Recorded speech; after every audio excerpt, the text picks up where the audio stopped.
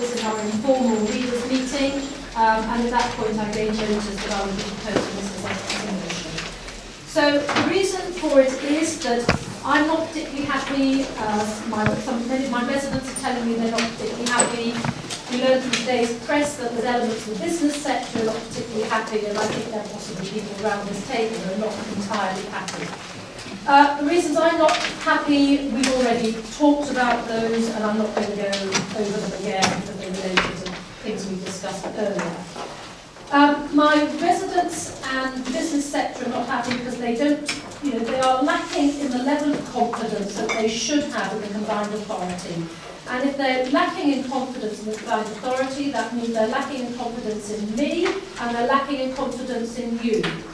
And they are lacking in confidence in us to be doing things properly, whether we are or not, but they don't have confidence that we're doing things properly, to spend their money wisely, and it is their money, not ours, and to deliver efficiently and effectively in their best interests.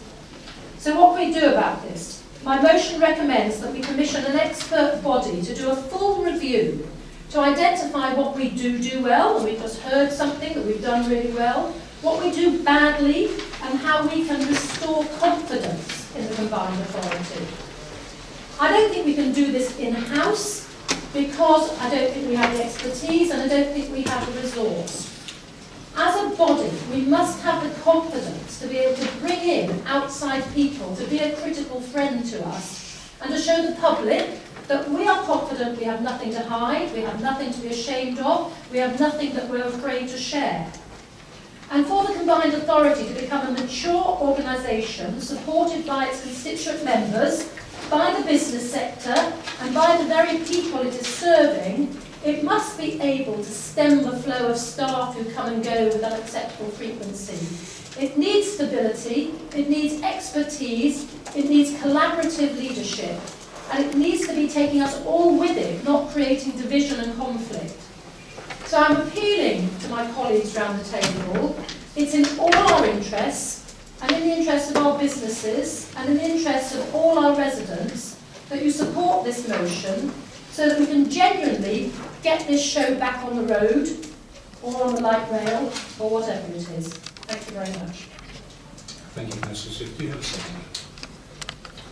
In the 100-day plan, and then in about 100 projects that have been started in the first year, we've been racing at that. My view is that several errors have been made in terms of not having a clear infrastructure strategy, overall jumping at projects rather than having a clearer approach in terms of just, well, what are we in business to do? I think when we see some of the consultancy reports, we're not getting the quality that we should get. In history, in terms of history, I said in March last year that we should be appointing to senior posts, and it has been a real challenge for us. So I appreciate the decision that was taken earlier that we should have dual interim chief executives, but I do think that there is much to be learned. At the Labour Party conference, I went to a couple of events, including involving other combined authorities. I think there's a huge amount for us to learn from Manchester, from London, from particularly the newer organisations like the West Midlands and the West of England. We are different. We don't need to do the same things. But I think in terms of issues I've raised, it has to be an organisation, James, that involves all of us. We are increasingly an Ely-based organisation. When only a couple of months ago we agreed to a large, high-cost rental of an office in Alconbury, and we need to just persuade everybody that it is genuinely an organisation that involves all the councils. I think we've missed tricks in terms of involving the local authorities. I accept that it's right that the combined authority decides what it wants, and it was going to be a different relationship from when we set this up 18 months ago to 3.5 years ago.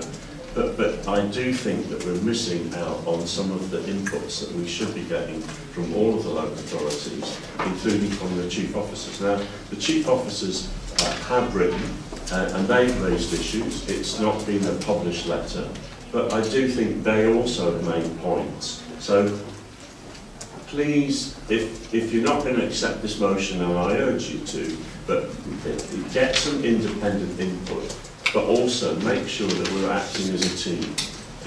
You sometimes have said that you don't regard yourself as accountable to us, but accountable to the public. Well, that may well be true, including in 2021. But if we're going to succeed, we have to work together. And I hope that also our two interim chief executives are listening to this, because we want to contribute, but we can't contribute if it's just a single person making all the decisions. Thank you. Comments, please. Further comments? Okay, well, I take on board your position, Lewis, that working in partnership goes too far. And I have to be prepared and able to trust you, and I have to be prepared to confide in you, and I'm sure that we will work more closely in the future. But it is a combined authority. Unfortunately, it has become, since May, overtly political, and I think that's very disappointing. We are working towards shared goals, clear shared goals, set out within the document, the evolution document. And the policies that we have put in place as combined authority have just been completely ratified by the CPIER report. We are not a council. We are a combined authority, and our job is to deliver. If there is something stopping us to deliver, then we must look at what we're doing and change the way we work. Now, the whole point, as we discussed with the Chief Exec earlier, is that on the Chief Exec item earlier, was to bring in John to carry out a review of the system, because there was a feeling that we had between us that it wasn't working to the extent that we wanted it to. I'm absolutely convinced that the projects that we are working on are on schedule, and they are projects that people that the Cambridgeshire and Peterborough want to see. And they will be projects that will be well received.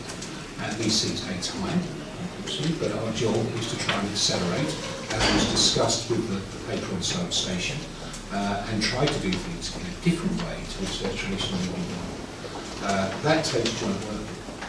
I take on board the position that you talked about the Chief Exec. It's not letter that was sent to me, it was sent to the former Chief Executive. But the role of Chief Executives is made very clear in the devolution document, and I suggest that all of them read the devolution document, and that has been forwarded to them. I don't accept that we should spend the finance, and Councillor Smith mentioned finance many times today, on an extra review above the one that we're having carried out. I believe very strongly in Mr. Hill's ability to deliver the change that we feel is necessary, and that has come out on several occasions in the meeting today.